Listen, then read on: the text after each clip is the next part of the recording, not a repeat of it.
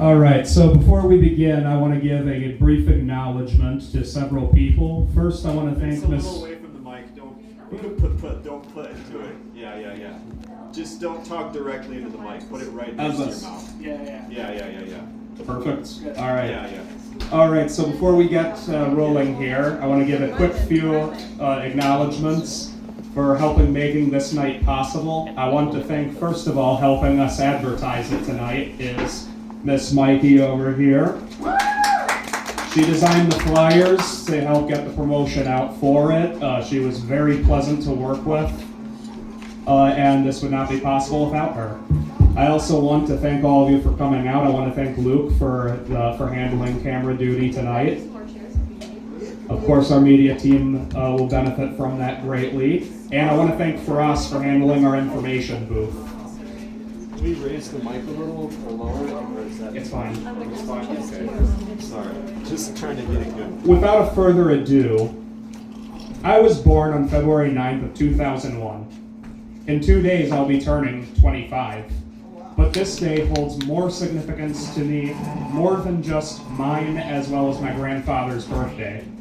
The date of my birth marked the 11th anniversary of a particularly noteworthy meeting between then Secretary of State James Baker and Soviet leader Mikhail Gorbachev, in which the two discussed German reunification as well as the future of NATO in a post-Cold War Europe.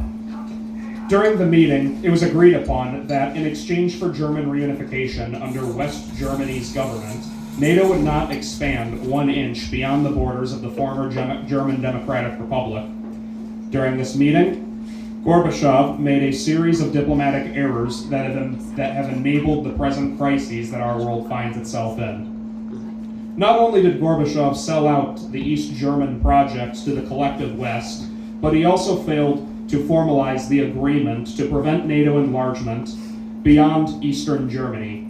Though it appeared as though the era of the peace dividend had begun, Gorbachev's lack of foresight would be taken advantage of by the West, and it would not be long until the United States government would renege on the verbal agreement it made with the Soviet leader.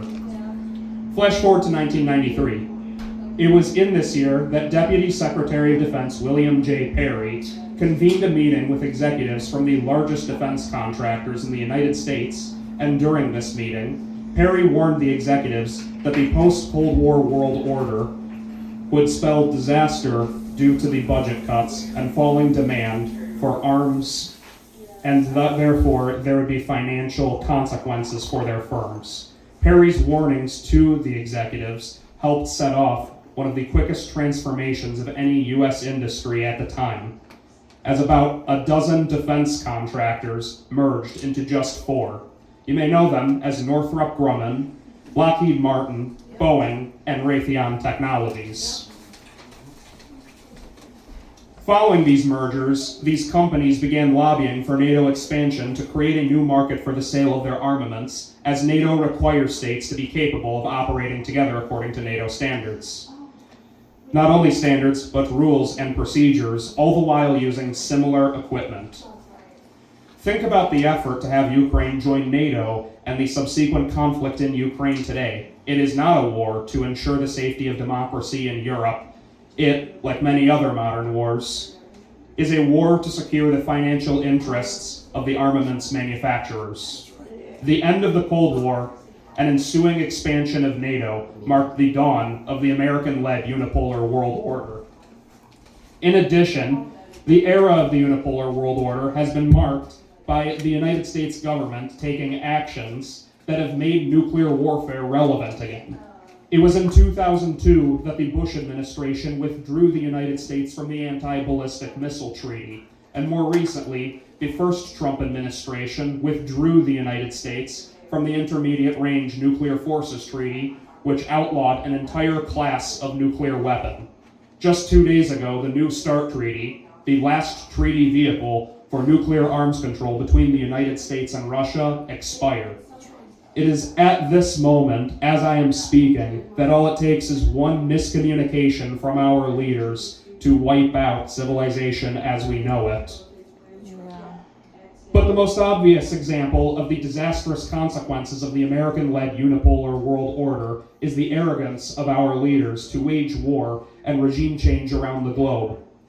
Without challenge to Western hegemony, our occupied government has found itself providing military aid to the genocidal government of Israel, to include invading Middle Eastern countries and arming jihadi radicals to overthrow governments that serve as obstacles to the interests of the Zionist entity, preventing countries from determining their own economic futures, and more recently, abducting Nicolas Maduro to strong-arm Venezuela into caving to America's economic demands. And now, it appears we could be on the verge of another forever war in the Middle East should the United States decide to invade Iran. And it is that brings us here today. We bring to you the multipolar world order. It is this in our shared struggle that we are advocating for. It is this idea that respects the sovereignty of nations and discourages acts of conquest and encourages countries to act only in their own interests for the benefit of their own populations and not at the expense of others. And with that, I open the floor to questions and comments.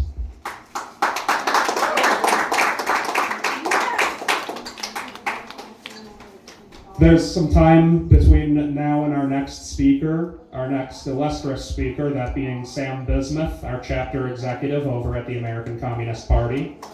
But before that happens, feel free to grab literature and speak with Faraz over here for more info regarding the speakers tonight, regarding what we are gathered here for, and information in general. And I thank you all for being here tonight. So, Grant, do you take any questions now or later? Yes, do you have a question?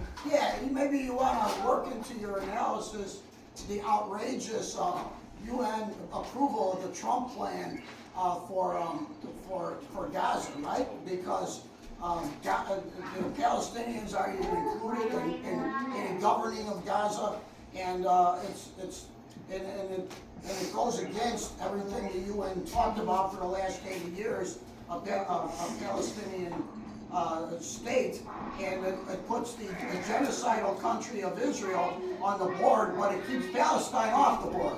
So you want to maybe say something about how outrageous this is? It is outrageous, but it's also important to note that an international institution like the United Nations, this is not unfounded for them. For example, prior to the United States waging its illegal war in Iraq to create a buffer for Israeli interests in the region, it's important to note how the United Nations undermined the weapons inspections process for UNSCOM, which therefore served as something of a false pretense for when the United States eventually did invade in 2003. The UN has not actually done much to challenge the mission of Greater Israel, and in some cases, I will go so far as to say that it has even been easy to hijack for the purpose of furthering the goals of the Zionists. Yes. Thank you. Grant, where can they find you? You can find me on my Substack. New podcast soon, right? Yep, you can find me and our comrade Wade over on the new show, Applied Theory on YouTube. Well, specifically, that's the channel. Our show specifically is going to be what is to be done, so you can find us there. We are planning on streaming in the next couple of weeks. Okay. Thank you, Graham.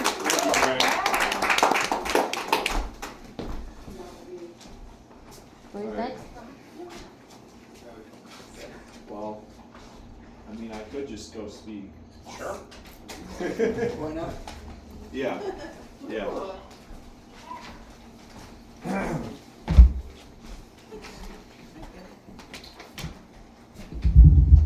Oh man.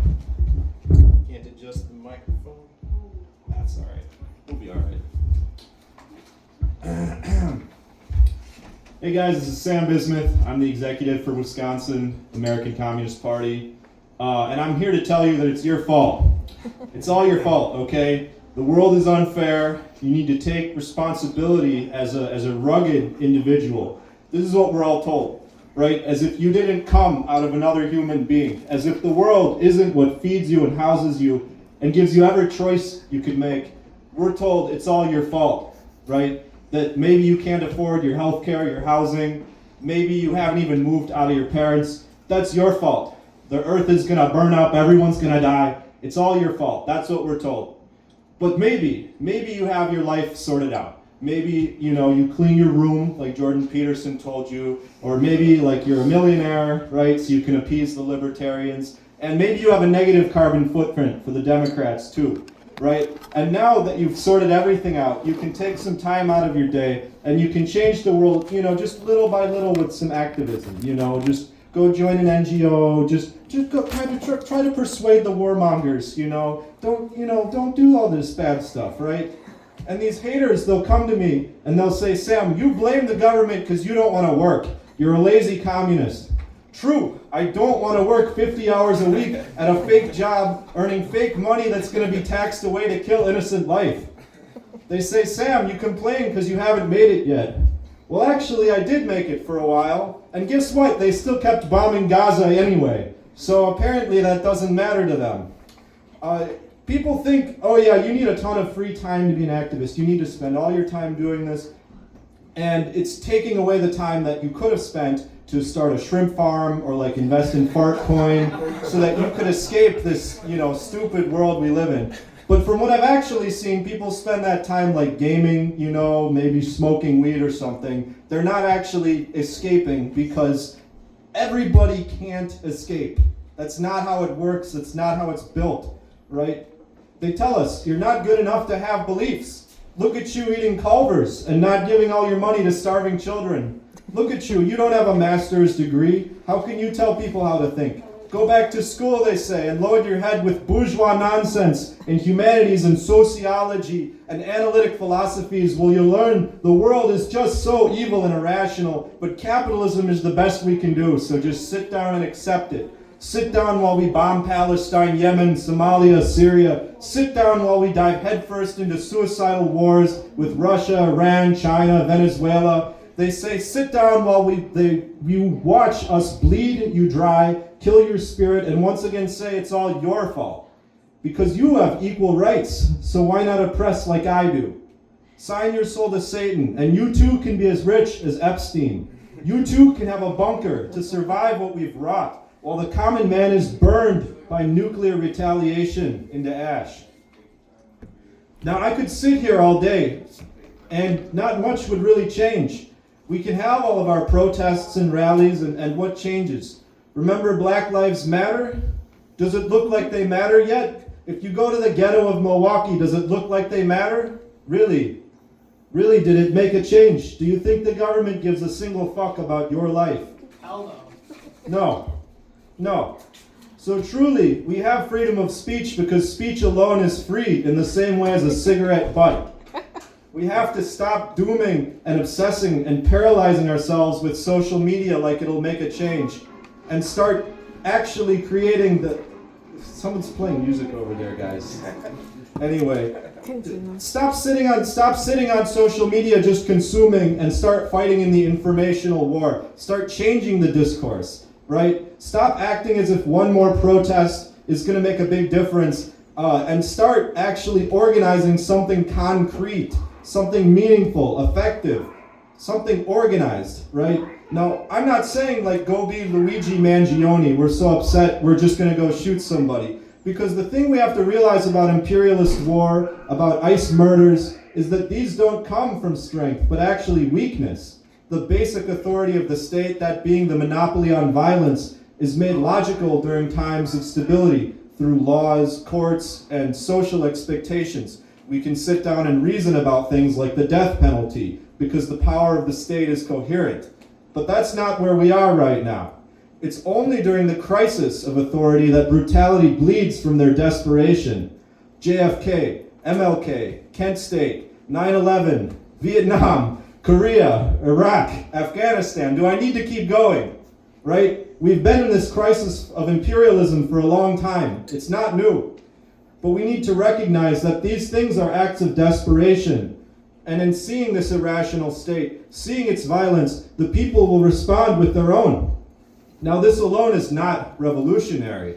Just as the state lashes out in weakness, so too are we weak when we rely on individual disorganized acts. So I'm not saying to do that, but I'm also not saying to be simply a reformist who takes no responsibility for the material self-defense of the American people, who thinks we can elect a bunch of little mamdanis all across the country as if they could ever displace the authority of the same party that is controlling them and telling them what to say, telling them what to do.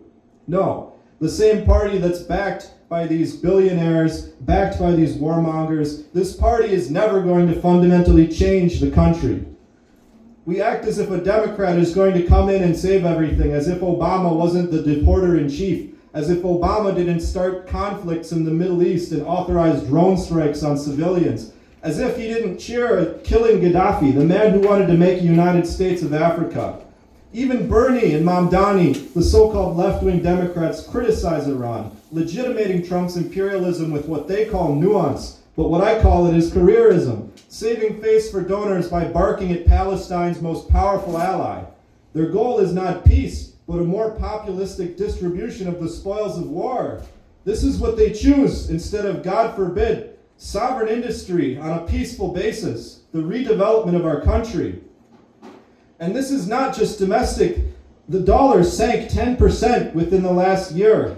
The de facto reserve currency of the world, the United States' means of global control, is falling apart as we speak. We have no physical economy backing up the dollar, other than the reality of bribing, propagandizing, and holding hostage those that don't pay tribute. Enhanced interrogation on an international scale. Now, to me, economics is about how we feed the people. It's about the common man. Economics is not about this deception that it is for our elites. For them, they want to hide their overt robbery under a torrent of numbers and jargon, and they want us to play their game of trying to argue the rationality of their fundamentally invented and irrational system.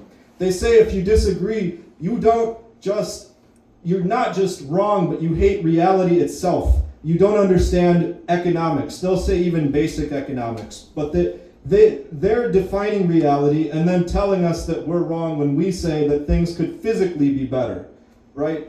And of course this immiseration is global. Of course this monetarism extends to when America bleeds, Korea loses a finger, right?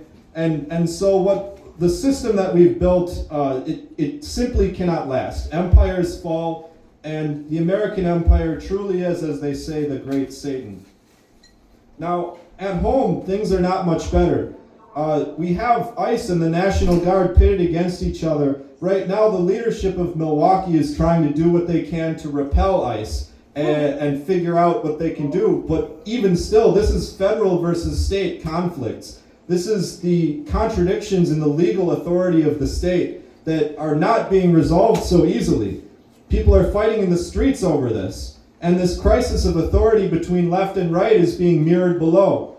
Yes, our faith in the establishment collectively is at an all-time low, but people are also turning against each other to these various far-right and far-left internet cults that want to go to literal war with each other. They literally want to kill each other. But make no mistake, of course, we can't fight our neighbor.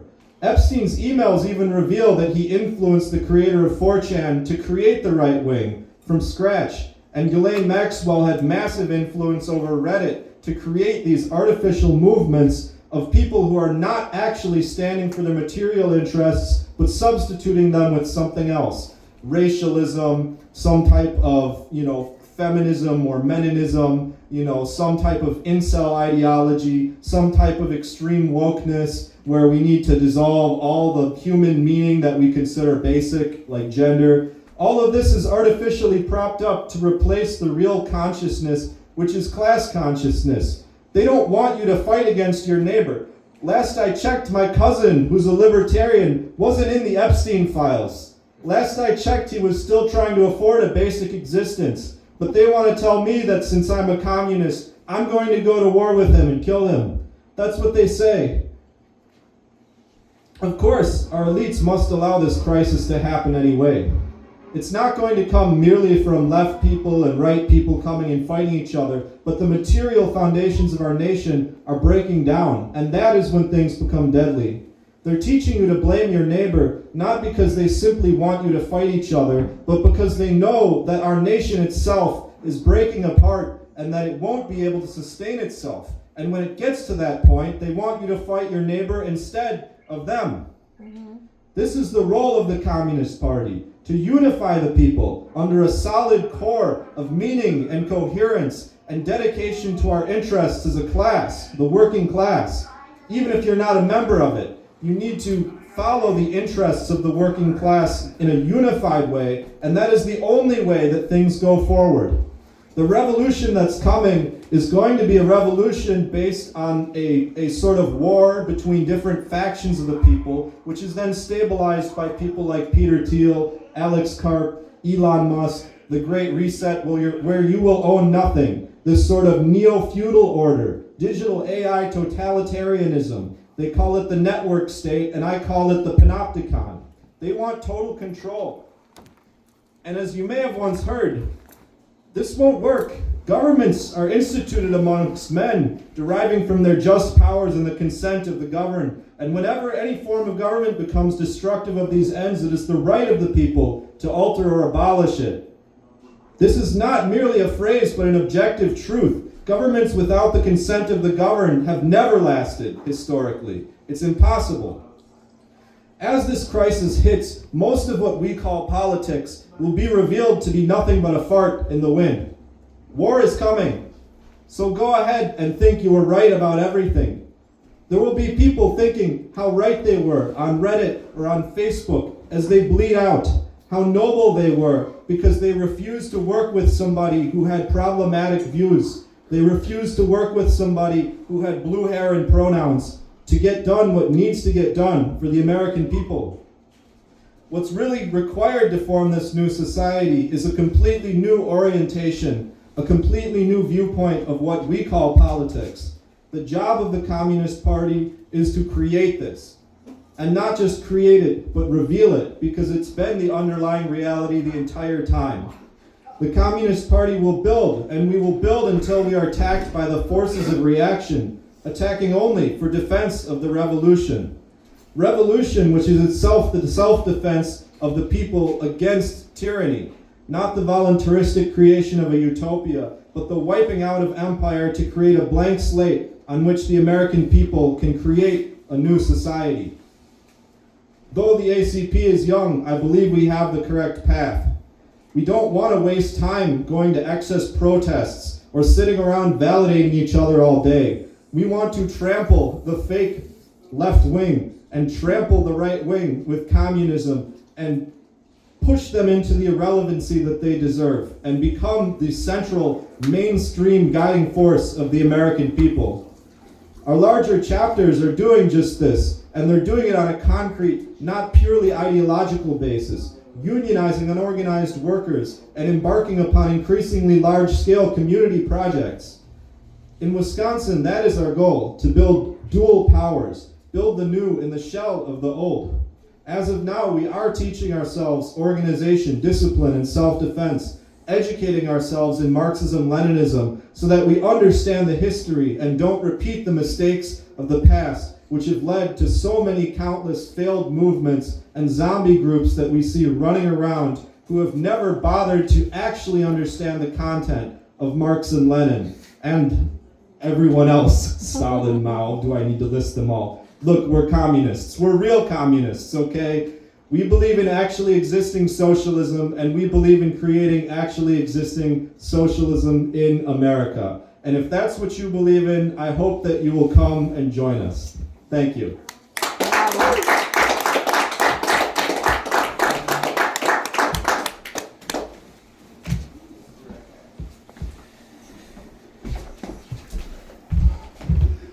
All right, that was a rousing speech from Sam. Coming up next is our special guest for the night. You know him from Midwestern Marx Institute and from the leadership of the American Communist Party. Ladies and gentlemen, can I get a warm round of applause for Eddie Lager-Smith?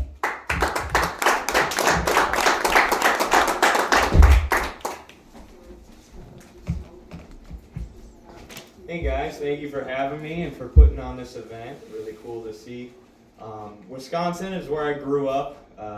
Ever since the age of 2, my family moved here, and I've been to Milwaukee and Madison, spent a lot of time there. So it's cool to be back and to see what you guys have going on here with the chapter. I love coming across the border to help the Wisconsin chapter with these events.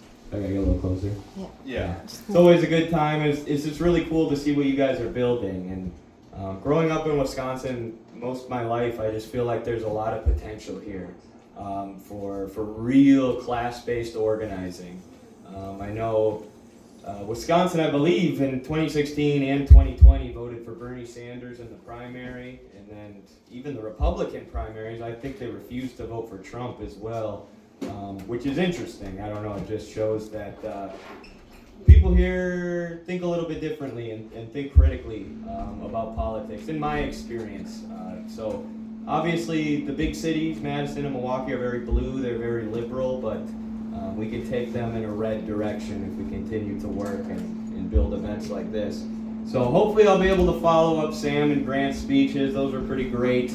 It's very cool to see how your guys' abilities as speakers have really grown over the years, and your abilities as leaders in general. But I want to talk about the era of imperialism that we're living in, because imperialism, a lot of people tend to think about it sort of as a singular act, right? Imperialism is an act of violence. Imperialism is war.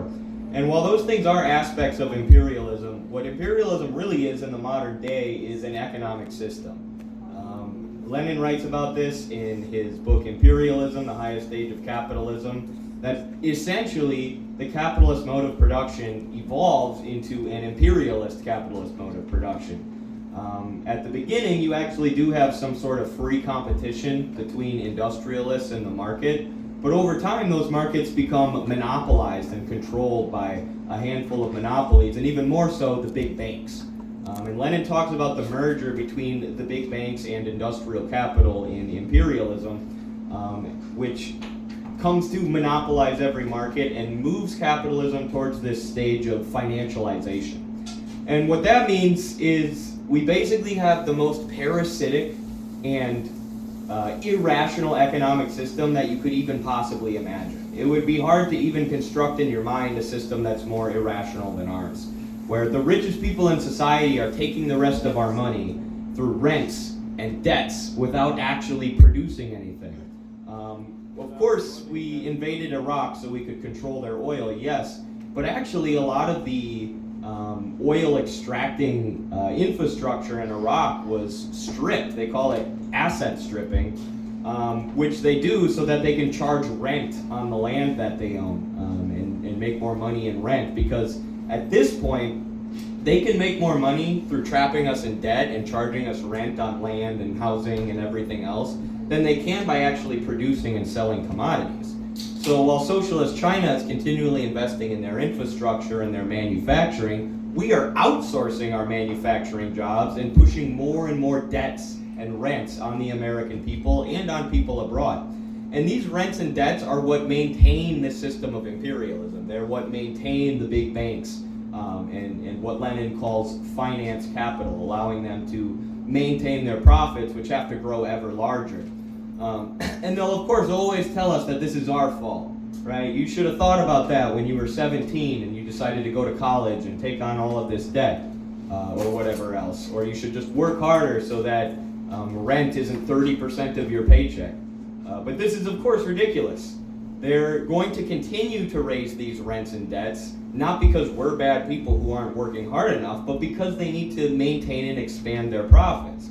And again, they can do it by parasitically extracting money out of our paychecks, even more so than they can do it by producing commodities and exploiting our labor in the sort of sense that Marx was talking about. And that sort of exploitation is still going on. But it's important to recognize the development of capitalism and the financialization of it since that time. And even since Lenin himself, the system has changed. We got rid of the gold standard. So now our currency isn't even based on anything real. It's just paper. Not even just paper, but a number in a computer sometimes. If you look into fractional reserve banking, it'll blow your mind. Basically, the banks are inventing money so that they can loan out more of it and charge you more interest on debts. People like Elon Musk, who talk about being, he's the real life Iron Man, right? He's the smartest guy alive. That guy is propped up by hundreds of millions of dollars in government subsidies where they're just printing money and handing him more paper money so he can spend 10 hours a day on Twitter talking about how he's the smartest guy in the world. That's the kind of system that we have that's run by these absolute morons, the last kind of people you would want to hang out with in real life, who are arrogantly telling us how smart they are and how stupid we are in comparison. And now, with the Epstein files, guess what? These people are pedophiles too. So not only are we ruled by idiots, we're ruled by pedos. So when I talk about this being the most irrational system that you could possibly imagine, it really and truly is, economically and politically. So after World War II, the U.S. sort of emerged as the leading unipolar hegemony in the world. This is what allowed the U.S. to actually abolish the gold standard and establish the U.S. dollar as the world's reserve currency, which gives them massive, massive power. And things are starting to change now with the rise of China and even fiat currency. That system is starting to fall apart, and even more central banks around the world are starting to rely on gold and silver again. But World War II is what allowed the U.S. to take this position as the world's leading hegemon, because America was one of the only places where fighting didn't happen. World War I was a war between competing imperialist powers: Germany, Russia, Japan, Britain, the U.S., etc. But because all of the fighting in World War II happened in Europe and their infrastructure was destroyed, the U.S. was able to emerge from that as the dominant superpower. Then they dropped 2 nukes on Japan to weaken them further, and did the Marshall Plan in the UK, which basically Europe, which basically debt-trapped those countries and made them subservient colonies to the U.S. and the U.S. government. Which is why we see such irrational policy from the European governments today, such as backing a war against Russia, despite Russia being one of their main trade partners when it comes to things like energy and gas. So that's the situation that we're in today, a completely irrational system dominated by American pedophiles. Hey, they're not all American. Yeah, that's true. True. And meanwhile, while these are the people running our government, 80% of us are living paycheck to paycheck. 80% of us. And the recent polling data shows that only about 10% of Americans trust the media. Only about 10% of Americans think that Congress is doing a good job. So every single one of us knows that this system is not working for anybody. So if that's the case, why is nothing being done about it?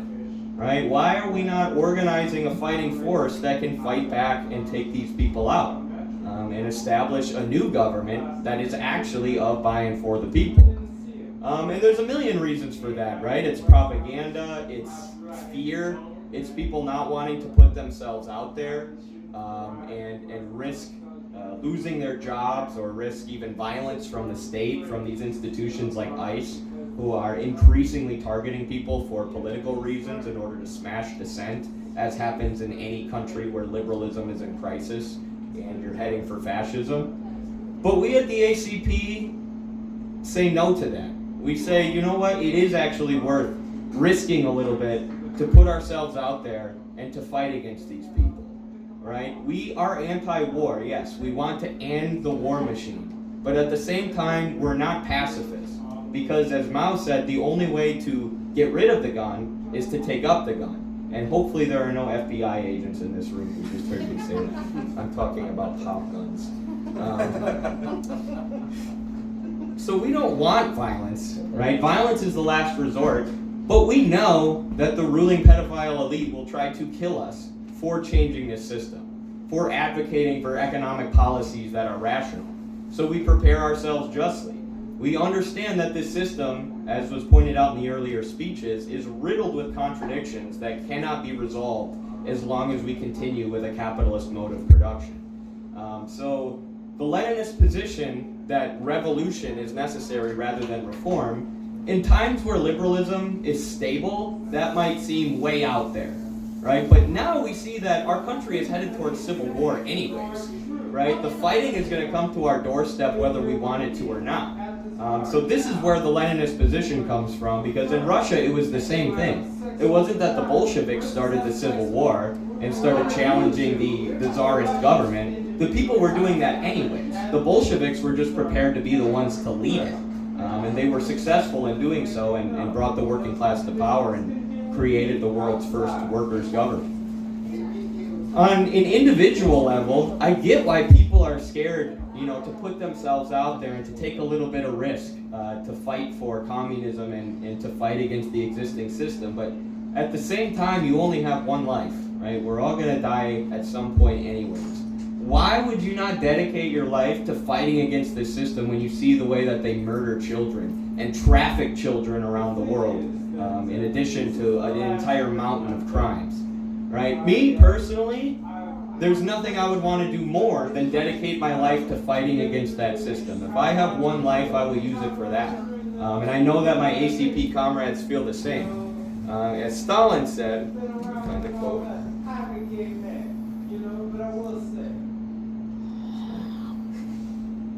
Cut this out. As Stalin said in a letter to the Soviet poet Damian Bedny, "Let the departing and the dying grieve. Our philosophy was quite aptly expressed by the American Whitman. We live, our scarlet blood seethes with the fire of unspent strength." We all have that strength inside of us that can be activated and used productively if we organize cooperatively, if we lean on each other and build something concrete, separate and sovereign from the Democratic Party and the two-party duopoly that's used to keep us in line and maintain the current system. So if anyone out there hasn't joined the party, or anyone watching online because they're scared or they're nervous about the risks that they might be taking, I would just say really sit down and think hard about that. Think hard about what you want your legacy to be. What do you want to use your one life on this earth for? Are you going to be someone who dies knowing that you sat around and watched the empire cut so many children's lives short? Or are you going to be somebody who fought with every last breath to bring an end to that system and to build something new and productive? The people who think that change is impossible just need to take a quick look at the history of America as a country. I get it, things don't tend to change. We vote for people like Zoran Mamdani and Bernie Sanders and nothing has happened. So people become hopeless and disconnected. But that's because those Democratic Party politicians are designed to keep you working within the establishment, to keep you from going outside the bounds and building a sovereign party that represents the working class and the working class alone. But our ancestors, the American people, have fought wars, sacrificed their own lives, died and bled to abolish slavery, to get rid of British colonialism, which wasn't even nearly as bad as the colonialism that we are exerting around the rest of the world. Even within the last 100 years, we had Jim Crow apartheid. Our country was an apartheid state until people got together, organized en masse, and demanded a change. And that's the thing, we can't do anything on our own. We can't do anything by going out and shooting a healthcare executive like Sam pointed out in his speech. But together we can do anything. And there's proof of that, not only in world history, but American history. But the American people seem to have forgotten that in many ways, right? They've allowed themselves to become subservient cattle for the pedophile ruling class, either believing that it's too difficult to fight them or that it's impossible. But it's not. Everybody in our country knows what's going on. What they need is education and organization. Organization separate and sovereign from the Democratic Party that can challenge the system and not represent the Democrats and their donors, but represent the American working class who don't have the money to dump money or to dump funds into campaigns.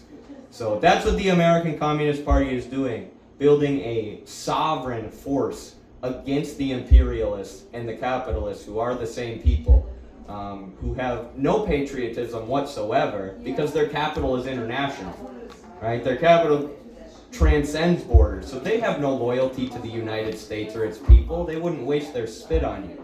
But we still have people on the internet glazing Elon Musk and all of these degenerate Epstein associates who rule over us with a whip. And, you know, as a combat sports athlete and as a communist, that really disgusts me. My father taught me to fear nobody and to fight back for what's right, even if it could be harmful to yourself, even if it's dangerous. And that's what I know my comrades in the ACP believe. That's why I feel at home in this party and no other party. And that's what we're trying to build, and we need your help.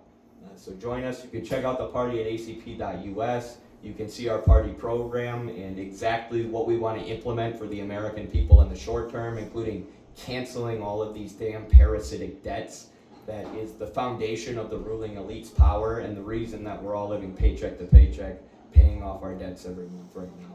So get some courage. I believe in you. You can do it. acp.us. Let's fight for a better America, because it is possible. Ask a question. Do you think it's physically possible to abandon all debts and forgive it for everybody? Like, economically, is it feasible? Yeah, I do. I do think it's feasible. I mean, Russia canceled the debts after the Bolshevik Revolution. The only people who consider it unfeasible, I think, are the ones who are at the other side of those debts, the creditor class. Those would be the people who would, their whole class position would be completely liquidated by the cancellation of debts. I mean, if you're asking about domestic debt, like to our banks, that can be canceled. Foreign debts, I feel like, have to be negotiated, right? Like, you know. That's a good distinction. But if that's your question, but I'm just curious if it's at all possible. Because it sounds nice. I wish. Yeah, no, it seems impossible, yeah. right? And there's been a lot of propaganda to make it seem like we need these debts, we need this parasitic method of extraction, but you know, in Russia, the banks were nationalized, and rather than being used to debt trap people, they were used to fund investment in infrastructure.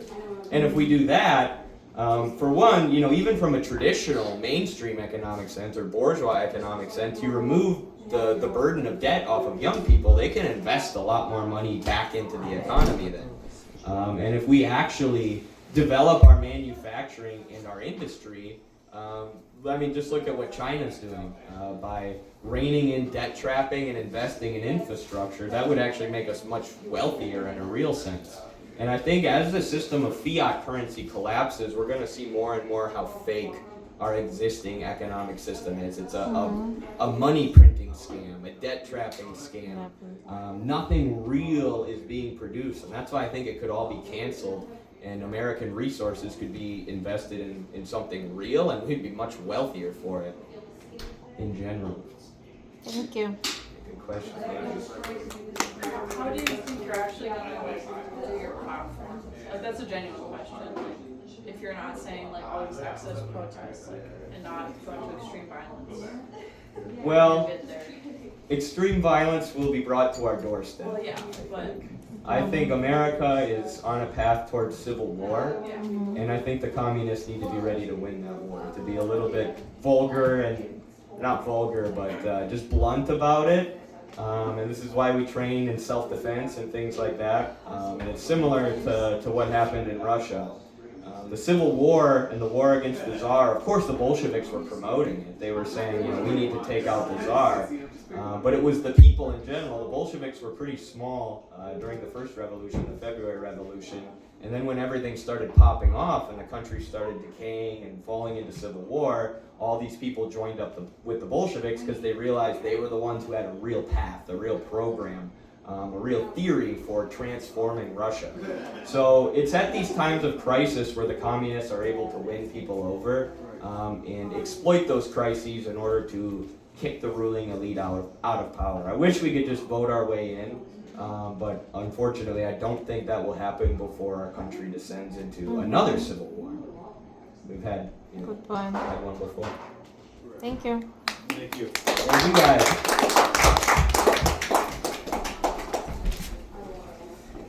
Eddie Lager-Smith, everyone. He strikes fear into the hearts of right-wing chuds and liberal bread tubers alike.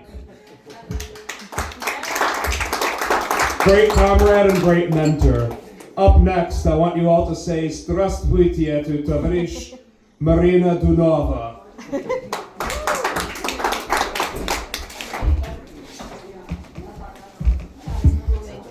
Grant, use this forever.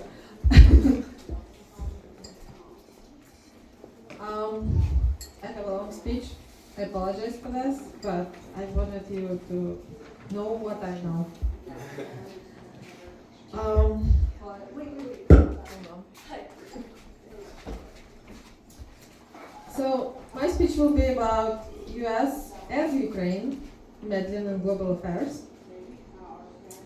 And like Graham said, my name is Marina, and I'm here from Illinois chapter.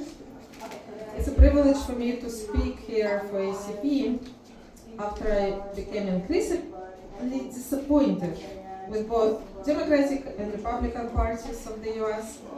My father and my grandfather were members of the Communist Party back in the USSR, and I firsthand witnessed the dissolution of my country and the war in my birth town, Bendera, which is now a part of a breakaway Transnistrian Moldavian Republic inside the Republic of Moldova.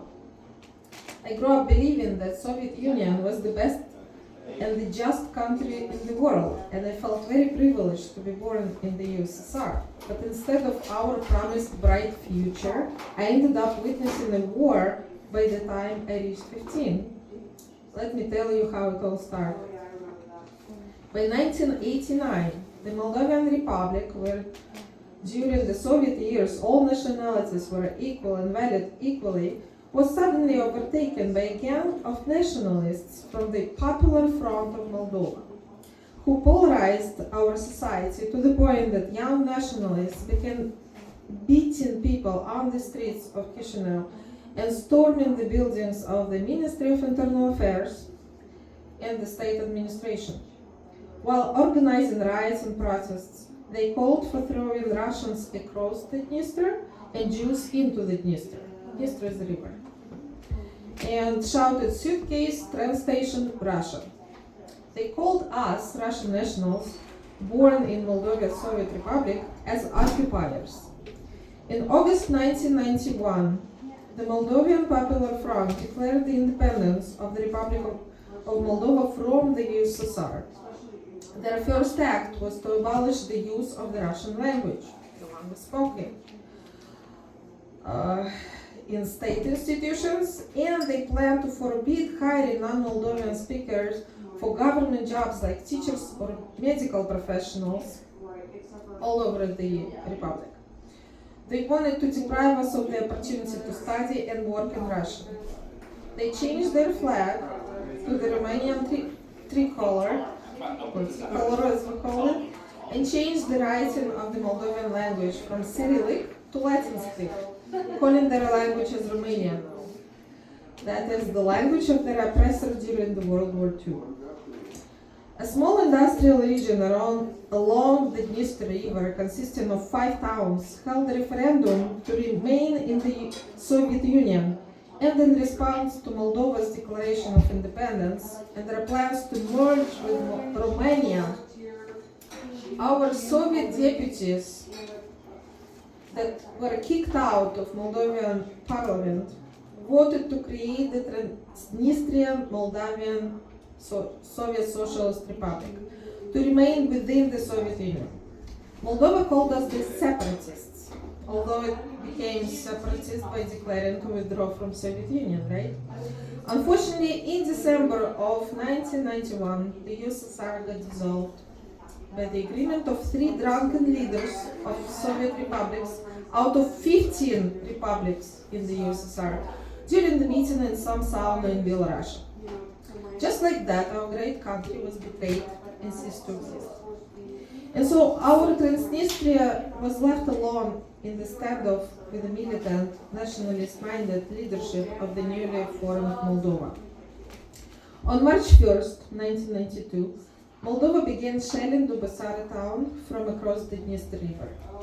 Meanwhile, in my town Bendera, the terrorist acts began to occur in April-May of that year, Pro-Romanian terrorists shot at a bus full of people, at a bus carrying plant workers, and they also shot at a person by ambulance, wounding a pregnant woman and killing a nurse. On June 19, 1992, a shootout was provoked by Moldovan police department in Bindere, and within an hour, tanks and armored personal vehicles entered my town Bindere from Moldovan side, while snipers began terrorizing the town. They were brought in way in advance from Baltic states to kill our civilians for money, as Moldova promised them to pay $100 per head in brand new dollar bills. I wonder where they came from. The first 3 days were the bloodiest, while the occupiers looted and destroyed my town and its inhabitants, indiscriminately killing and torturing the civilian population, robbing houses, schools, plants, and factories. Before the war, we had about 130,000 people living in town. Most of them had to flee the town during that time. That was not an attempt for Chisinau, which is the capital of Moldova, to regain control of rebellious Transnistria. It was a real civil war. In Western model of propaganda, the Western model of propaganda was being used to the fullest extent by Moldova, Ukraine, and even the USA. While we were at war in my town was under total information blockade. The news about atrocities by Romanian and Moldovan troops inside my town rarely left its borders. Media reporters and videographers were the first to be hunted and killed there. I am alive today because Russian General Lebed brokered peace for us on August 1st, 1992. When Russian peacekeepers and observers from Ukraine and Moldova entered my ravaged city and separated the opposite sides, forcing Moldovan troops to vacate the parts of Bindere that they had occupied for 2 months, we were left with destroyed town and long, starving months ahead. My grandma, who survived through that occupation in the summer of '92, left Moldova the same fall and went to Chicago as a refugee. In 1995, 3 years after the war, my parents and I also came to Chicago as refugees, and for the longest time I didn't realize how involved was the US in that war. I didn't question then why Romania, that was a very poor country back in the early 90s, had so much money to spend on that war. It was very likely to come from NATO and the US, right? As I found out much later, CIA was involved in the massacre of Romanian leader Ceausescu, after which nationalists took over and our war was steered in an attempt to merge Moldova into Romania. Fast forward 20 years, and we observed the full scale of US, NATO, and CIA involvement in the Ukrainian coup in 2014, and the subsequent war in Donbass. We observed our leaders sending billions of dollars to Ukraine, then making lots of trips to Kiev, only to come back with suitcases full of cash as kickbacks from these shady deals. In the meantime, our nation was falling deeper into debt. We now have 36 trillion deficit, and yet Ukrainian leaders keep asking the US for more money and military equipment instead of making a peace deal with Russia. For the very long time, I thought that it was just the US that was meddling in everybody's business all over the world. And yet over the last 15 years, I observed how Ukrainians and Polish nationals also started meddling in American politics and our everyday lives. In fact, I heard from 4 unrelated sources now the stories about how the racket type of businesses visited villages in western Ukraine year after year and coerced people to take pictures with promises to help them win the US residency in the green card lottery. And they submitted lots of applications for them, asking the eventual winners of the lottery to pay $4,000 to $8,000 per person to release their application paperwork to them. Only one guy I knew figured out that it was illegal and left for Poland right away, contacting the US Embassy for a copy of his application packet from DV program. The rest just paid and came to this country. One woman had to marry an unknown man that was willing to pay for both of them, lying her way through the US naturalization process. Another way to get to the US by winning the green card lottery for another woman I've met was for her to pay $15,000 to someone who had ties with some Ukrainian IT professional working in the back office of the diverse visa application system to make sure that her application was indeed chosen. Such illegal practices flooded our immigrant pool with Ukrainians from Western Ukraine, while other countries like Russia, for example, were not able to participate in that lottery for quite a long time, till it became useful for Russian opposition to come here. What Joe Biden's administration did by flooding our borders with refugees forever changed our society, our morals, and economic stability of our country. If that was not enough, now the Ukrainian World Congress and Zelensky administration and Ukrainian security services started sending directives to start informational warfare against US leaders such as J.D. Vance, Marco Rubio, Stephen Witkoff, and Jared Kushner. While Trump is making every attempt to broker a peace deal between Ukraine and Russian Federation, their plans include hiring or bribing analysts, politicians, religious leaders, and journalists in the US and EU to prepare, now the quote comes, prepare analytical materials, articles, and expert opinions that expose Washington's peace initiative as contrary to the interests of Ukraine and Europe, and even organize peaceful protests or marches, which Ukrainian ambassador Nishina has already started by holding a rally near the capital just a few days ago, urging Americans to do anything to influence our Congress to put the bill on the floor, allowing Ukraine to defend itself.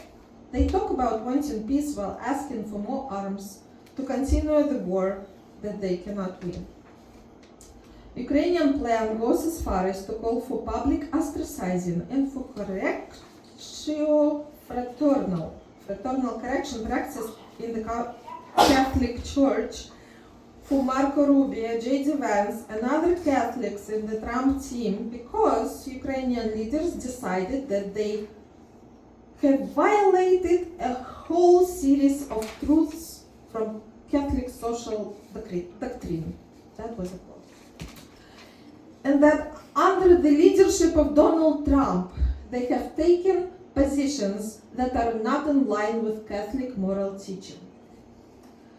That way, the Ukrainian leadership under Zelensky, who was already once publicly humiliated for his rude behavior at the White House last year, is making efforts to disregard our laws of freedom of religion and government-church separation and attempts to influence our top politicians and our next elections by criticizing and ostracizing them, while using our American money received from Biden administration to sponsor protests, riots, and media frenzy against Trump administration.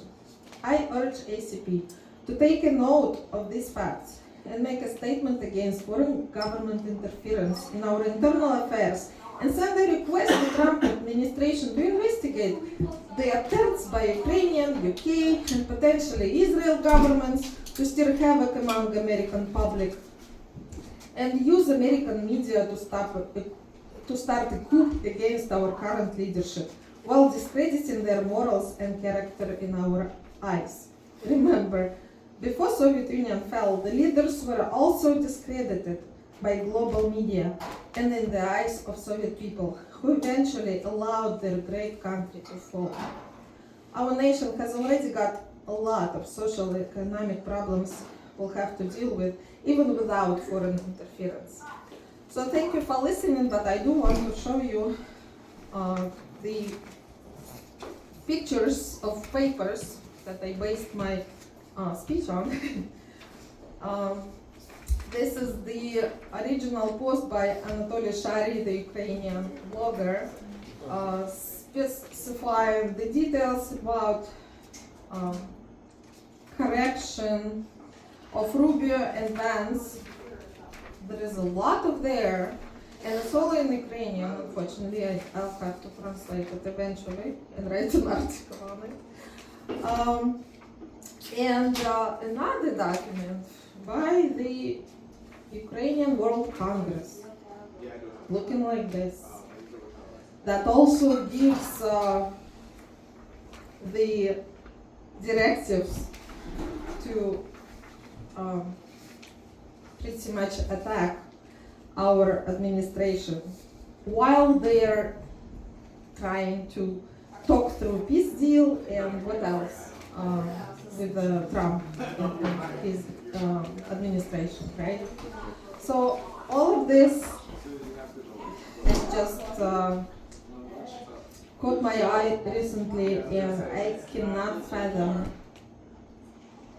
how much audacity Ukrainian government has to act this way when all U.S. has been doing through these 12 years was give them money and military equipment and send them personnel to help out in this never-ending war.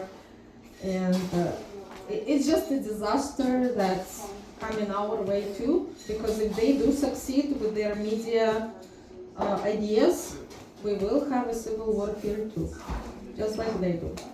I have a question.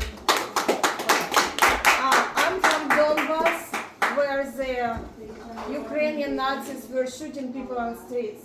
They were literally coming, and then we saw same people in White House accepted by the government of America as honored people. My question is to you guys too. Does it even make sense to tell Trump about like Ukraine? Because for me, they work together. It seems like they work together with Ukrainian Nazis. And it's just like the games they're playing in front of people. I agree, it's a big circus, It's a big circus. but I cannot think there imagine is even certain using- documentation that they still need to see, maybe to change their minds or not, we don't know. But in this respect, yeah, I have low expectation of our government as well, just like you do. But I still think that the more we expose of these ridiculous agendas that people have, the better eventually things will be. Like, look at the Epstein's files, right? They exposed for some reason, we don't know what it is, but the world is different now because of it. So let's just keep fighting. Yeah. So, Yeah, it's interesting. I mean, the Trump government, or Trump himself on the campaign trail was railing against Ukraine and talking about ending the war, while the NED and USAID and US intelligence were continuing to dump funds into it. Yeah. But now in office, like, they did have that thing at the White House where they embarrassed Zelensky, but I think they continued to give them Yes. funding and weapons. One hand Yes. doing one thing, and That's the why- other. if anybody can show these documents to Vance and Trump, that would be nice. I also want to say I met through wrestling a guy who was trying to flee Ukraine. He had to play. He told me he paid Lithuanian gangsters $4,000, and then they scammed It's him. no more. And then he paid other Lithuanian gangsters $4,000, and they got him to America. I met multiple people like that who just basically spent their life savings to get out. You It's know, tragic. during our war, we were able to flee to Ukraine for free, pretty much. we eventually on the 8th day left town by foot and were taken to the next town where my grandfather took us and moved us to Ukraine. Now it's completely different game. First of all, Ukraine is much huge country than my town, obviously. And second of all, people fleeing Ukraine needs to have a lot of money to live, and not everybody can live. So it's becoming a disastrous war in a country of what, it was 50 million before the war? Now maybe 10, 20 million remain, but it's still a lot of people who are stuck and they cannot move out. Or they are not allowed to live like the men and medical professionals. They cannot live ever until it's over. So they either die or they have to somehow survive until the end of this. And that's why I don't personally believe in peace deal, because it never worked for us until General Lebed said, listen, if anyone starts shooting, I'm starting a war on behalf of Russia with anybody who shoots. And that only those words stop our war. Right now, I don't see such a general that can do that and do it with the whole country being at war. It's very, very difficult situation right now. So I don't see that the right solution. I don't think peace deal is possible. But eventually, this war has to be finished. I do believe it can only be finished with the victory. Russian victory, obviously, because like Trump said, Ukraine cannot win this, and I agree with that. So thank you so much. Our next person is my dear friend, so I hope you like him.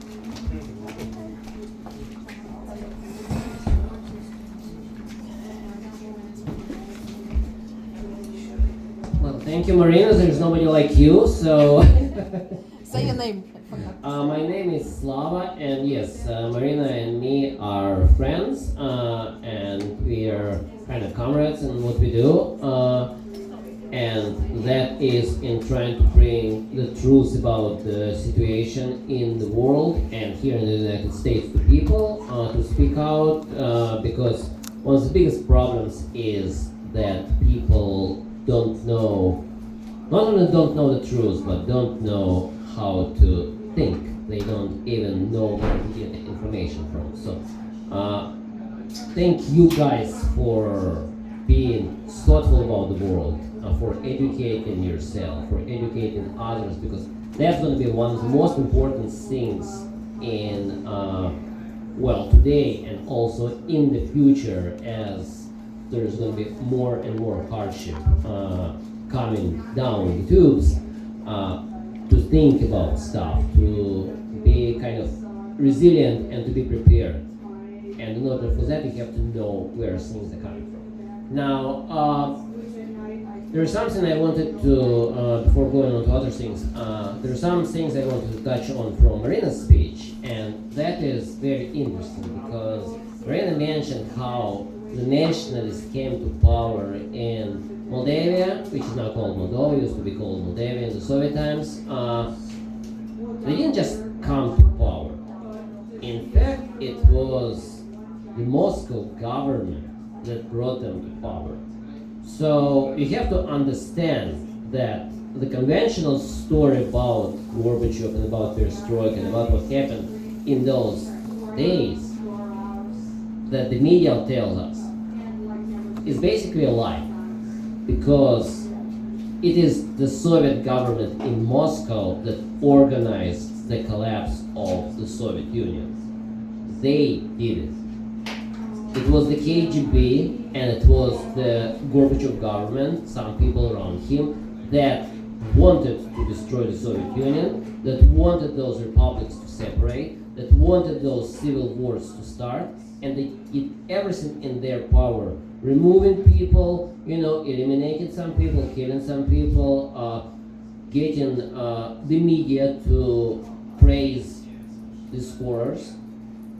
And they did everything in their power to destroy the Soviet Union and to bring into power those very nationalists who then tried and eventually did destroy the country.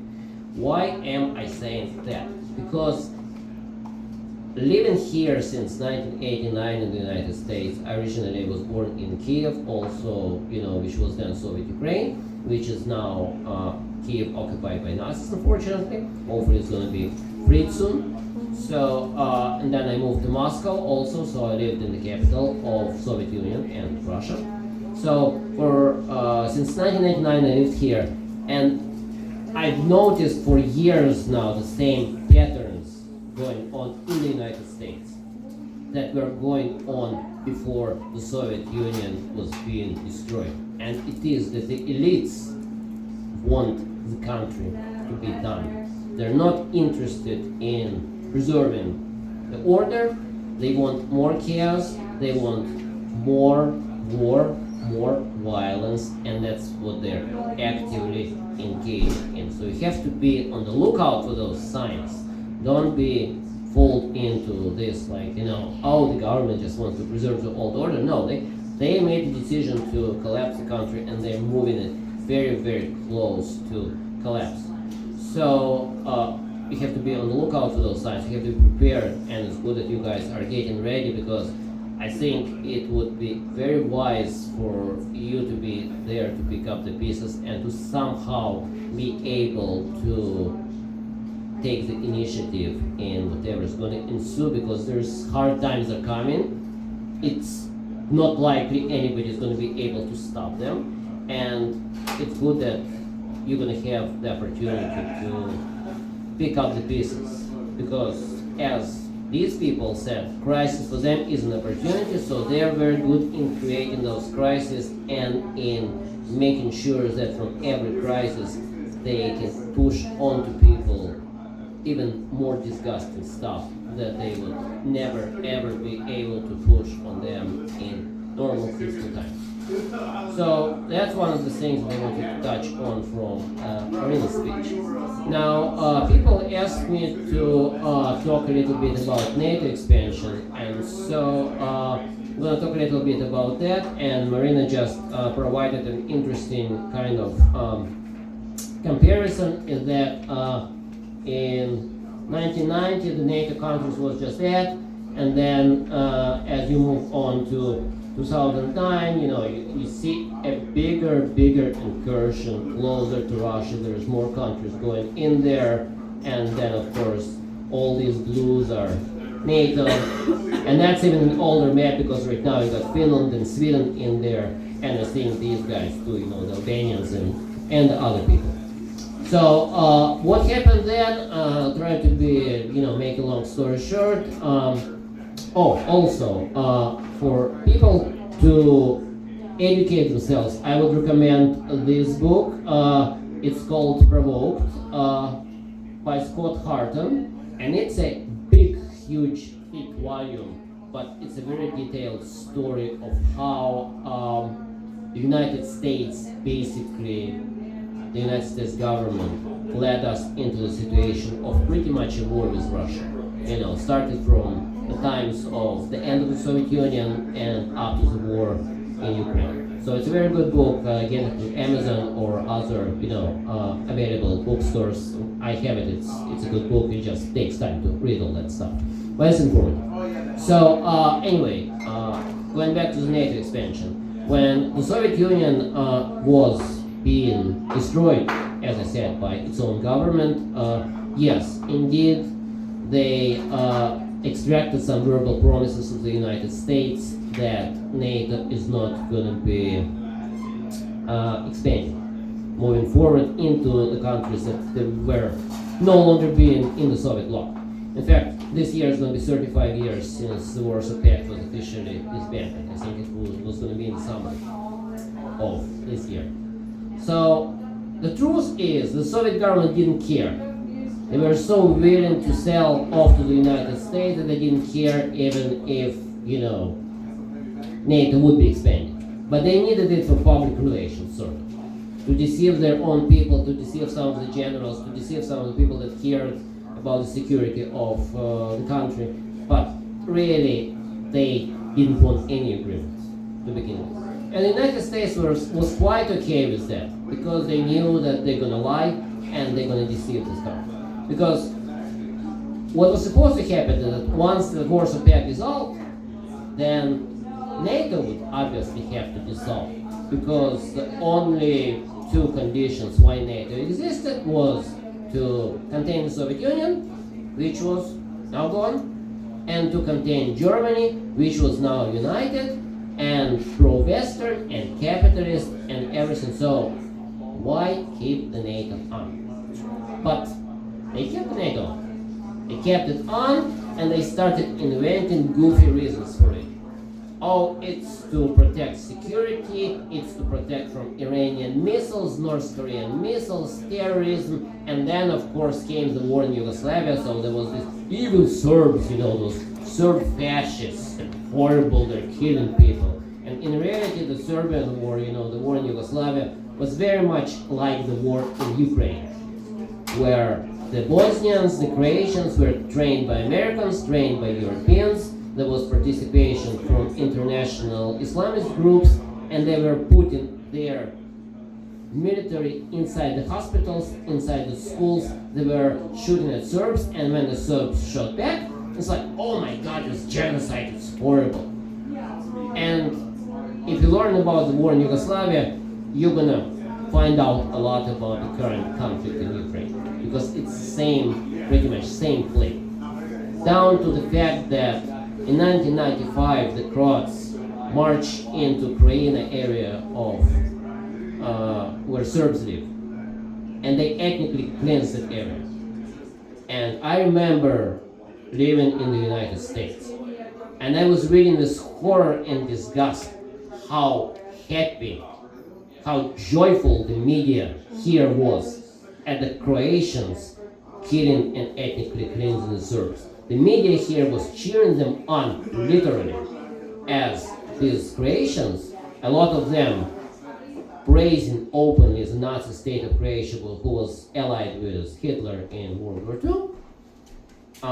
They had the same symbols, same heroes, just like Ukraine today, as they were killing the Serbs, murdering them, and chasing them out of their homes. And I have to tell you that there is a paper from 2015, which came from Rand Corporation. I read this paper, which told the Ukrainians that is what you're supposed to do to Donbass. You have to catch the Russians surprised, catch them off guard, march in there and ethnically cleanse the territory.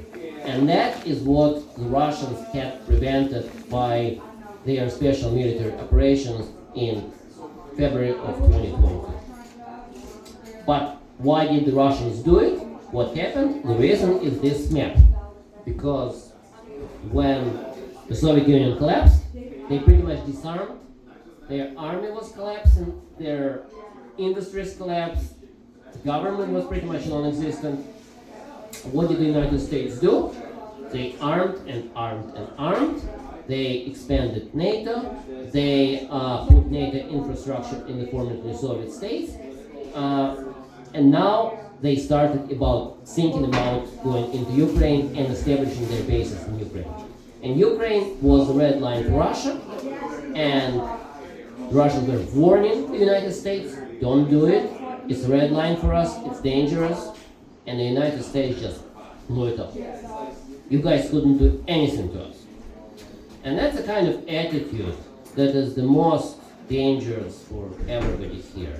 And when you guys are talking to the people, when you're trying to talk to people, you have to, I think, not just tell them about the class, tell them about the economy.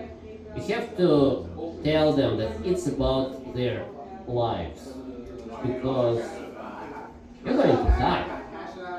If you keep this on, everybody's gonna die. And it's real. It's not a joke, it's not a figure of speech. This is real. Because the people that you saw in the Epstein files, Sveta and I have known for a long time since we lived here that these people are sick. They're not just out there for the money. They're not just, some bourgeois capitalists, trying to maximize profits. They're sick bastards. They're maniacs.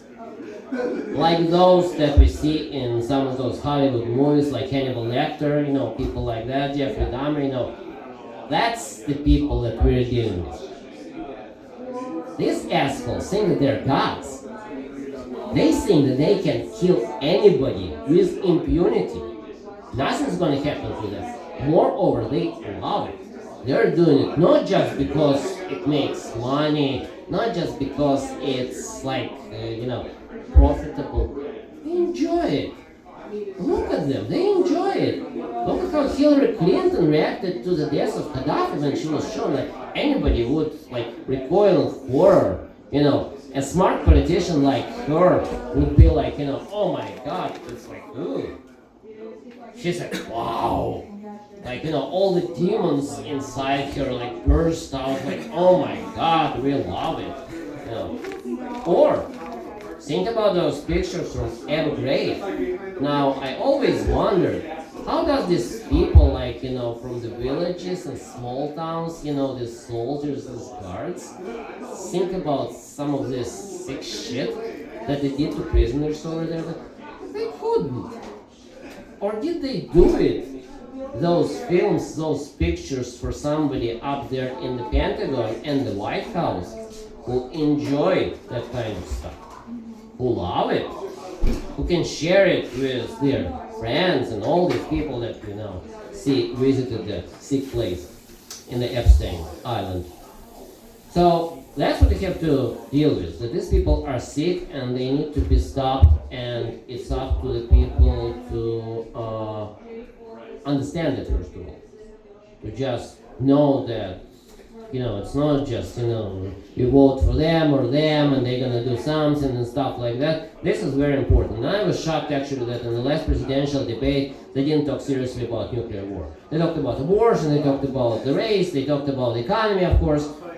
They didn't talk about nuclear war. And that was the single real thing, because if you have a nuclear war, the economy is not going to matter. Everybody's going to be dead. So the debt, the taxes, the retirement spending, it's dead people don't need all of this. You're dead, you're gone.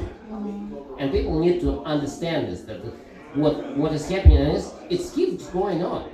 These people are playing with fire right now, trying to take away from Russia the territory that used to belong to it for centuries, that have people speaking Russian, that they have old churches that they go to. They're trying to take that away. Why?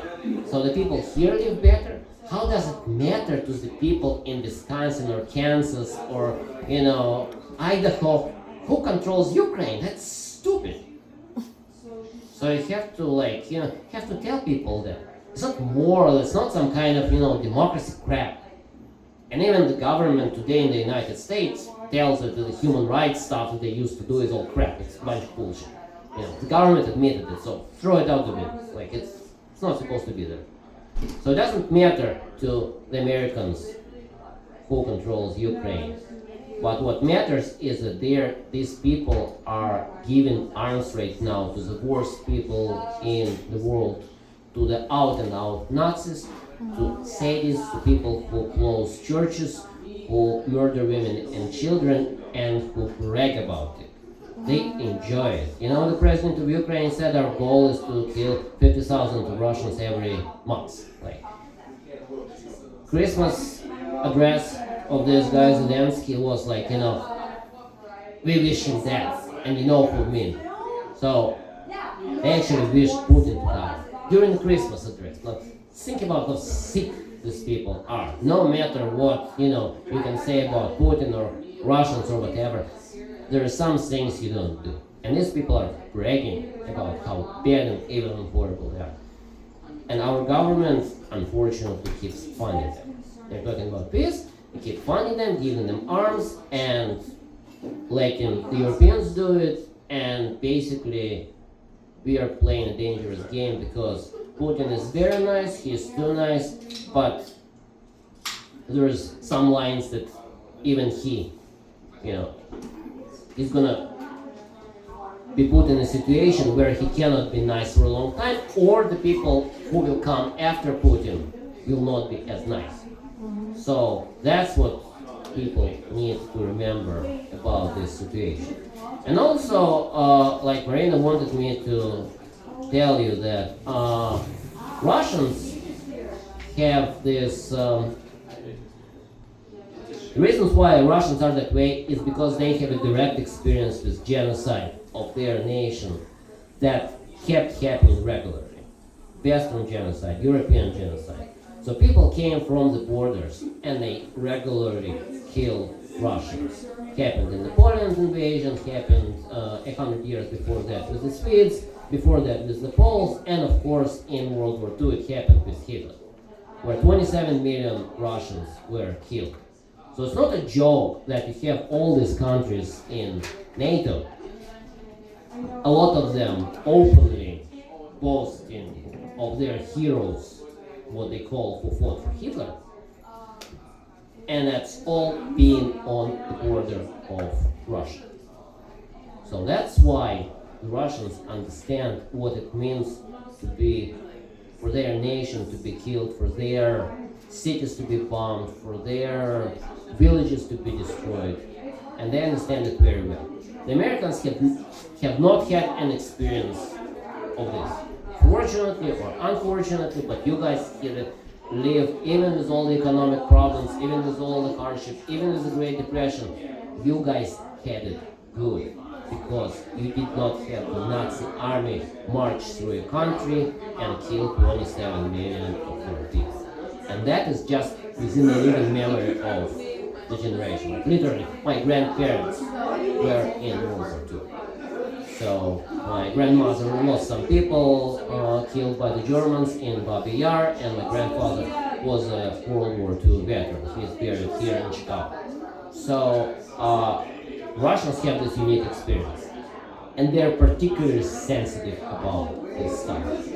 And they also remember, and you guys have to remember, that it was the Russians with, of course, the help of the United States and the rest of the anti-Hitler coalition, but it was the Russians who won World War II, who defeated Hitler. And not just the Russians, but of course the Soviet system and Stalin. People don't mention that, people hate mentioning that some, but with Stalin, with his leadership, and with what he did before the war, even the repressions, all these purges that they say were, of innocent people. But he was able to secure victory and defeat humanity's most dangerous enemy. Unfortunately, only for 80 years, because now we see the reemergence of this enemy again in Ukraine, in a lot of places. So that's basically what I wanted to share with you. And once again, educate yourself, read, try to understand how the world works for real.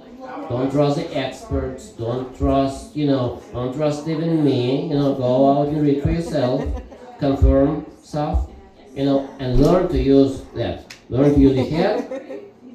God gave it to you for a reason, so use it. Don't loan it out to somebody else, to CNN, to Fox News, to President Trump, to whoever, your favorite uncle, use it yourself. If something, there's a saying, if it walks like a duck, it walks like a duck, and looks like a duck, it's a duck. So don't think it's a turkey. No matter if everybody, the whole world tells it's a turkey, you see it's a duck, And that's how you start to actually be ready for what's coming, for all the hardship that's coming, and for hopefully giving this country some future. Thank you guys. Any questions? Comments? Flowers? Hey, I got a question for you. Yeah? So, the previous speaker said, I think you said you didn't see a solution right now, a peace deal. Do you see a peace deal in the making? The only peace deal is going to be when the United States decides to stop funding these Nazis and to tell to the Russians basically, go finish the job. You know, if you need to talk to the Ukrainians, talk to the Ukrainians. If they don't want to talk, you move on and get from them what they need. We're not going to stand in your way, and then we're going to handle with consequences. Because that's how the peace is going to look. Anything else, you're just going to have, if you have a peace deal that's unfavorable to Russia, you're going to have war very, very soon. And it's going to be a much worse war than what we're seeing right now. All right, thank you guys. Let's have a big round of applause for all the speakers and especially our guest, I forgot to mention, he actually graduated from Chicago University with degree in political science, master's degree, and he's a student of Mersheimer. Yeah, John So that's how he knows all this stuff. Thank you so much. It was a pleasure speaking for you guys. Thank you for inviting us to Wisconsin. And please, let's organize something similar in Illinois as well. Thank you.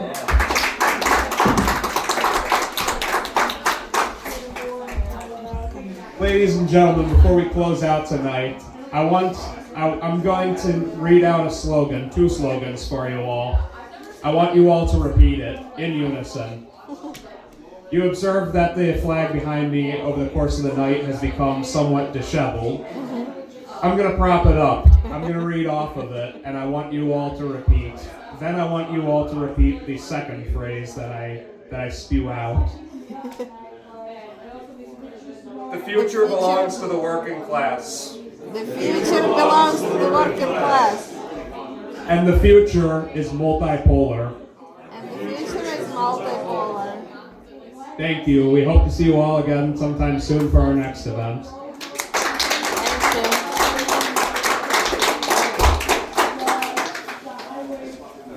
you. Like 100 years back. That was the revolution, 97. Thank you. I'm glad you guys could come out. Thank you guys. That's why so I got the whole